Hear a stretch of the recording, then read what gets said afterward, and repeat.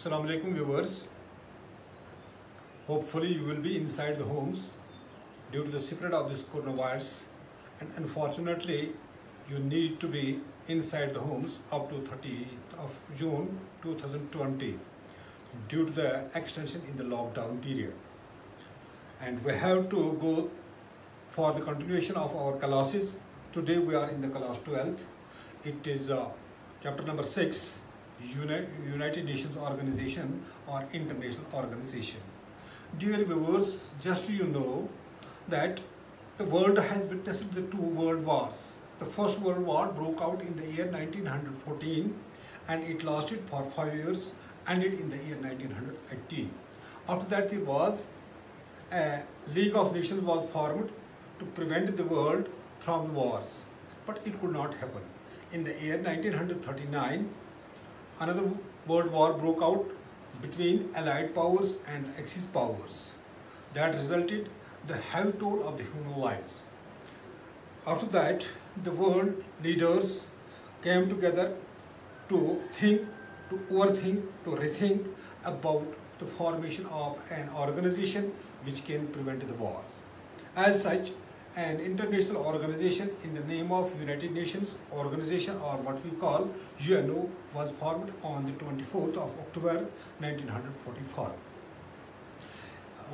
Talking about this world organization or the international organization, or what we call the United Nations Organization, one of the United Nations secretaries known as this James Jolt, who told that UN was not created to take the humanity to the heaven, but it was created to save them from the hell. Likewise, another United Nations Secretary General Shashi Tharoor has said that it is a talking shop. Yes, speeches and meetings are held in the annual sessions of the United Nations. Likewise, this Winston Churchill of the UN, this UK Prime Minister, once told that this is Georgia, which is better than war. As we can say that United Nations, it is isn't it better to have one place where the countries come together to have face-to-face discussions, to bore each other's words, rather than to bore the holes in the battlefields. So one can say that the aim and the purpose of this United Nations organization aims at peace, progress and prosperity and the better livelihood of the humankind. It deals, so we can say that this any kind of this United Nations organization or the international organization, it has in aggregate, we can say it aims at peace, progress and prosperity of the humanity. Likewise, it has the people of the world or the countries of the world need to cooperate, have an idea, have a mechanism where people can have better living conditions. Likewise, it aims at to create peaceful methods for the resolutions of the disputes which are emerging among the countries or among the warring countries. Likewise, it aims as it is not a super state, but it is not a super state, but it does not have the supreme jurisdiction over its members. It depends upon the agreement of the members to have an organization, to have the formation of such a body which can create the atmosphere for the congenial relationship between the countries. Likewise, it responds to the needs of the states and helps them to solve the disputes peacefully. It also helps us in the eradication of the global warmings like rising of sea levels, this depletion of ozone layer, chlorofluorocarbons, likewise the melting of the glaciers. It resolves all these issues, and likewise it has the purpose to eradicate the poverty, to eradicate the diseases from the world. It aims at for the vaccination of the whole population in order to prevent them from the epidemics, from the pandemics, in order to save the human lives. So we can say that there was the need of the international organization, especially the United Nations, which was formed in the year 1945.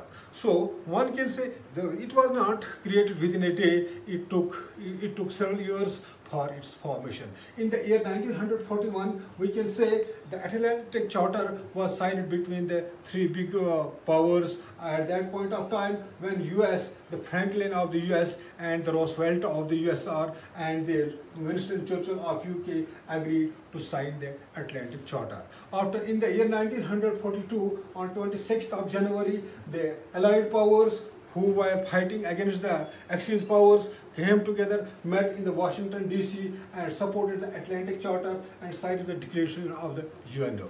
Likewise, in the year 1943, the Tehran Conference was held, in which there was a declaration of three big powers, that is USA, USSR and the UK. After that, in the year 1945, the Yalta Conference was held, in which there was a declaration of big three, and those were these Roosevelt, Churchill and Stalin. Likewise, in this, it was decided to have the United Nations Conference or to have an agenda where this United Nations Conference can be created. Likewise, in the year,